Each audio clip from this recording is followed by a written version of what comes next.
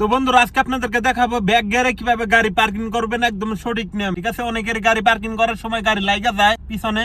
তো আজকে যেভাবে আমি পার্কিং করবো সেইভাবে যদি আপনি গাড়ি পার্কিং করেন তাহলে আপনার গাড়ি কখনো পিছনে লাগবে না। ঠিক আছে, তো এই যে দেখতে পারতেছেন আমি এখন ব্যাক গিয়ারে লাগাইলাম। তো আমি গাড়িটা নিয়ে পিছিয়ে যাবো।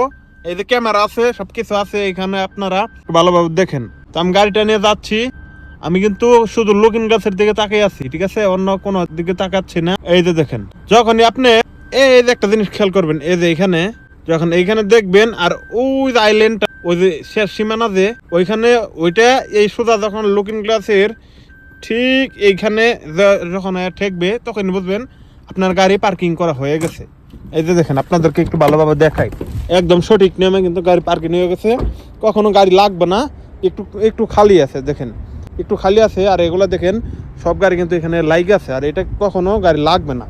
এভাবে যদি আপনারা গাড়ি পার্কিং করেন।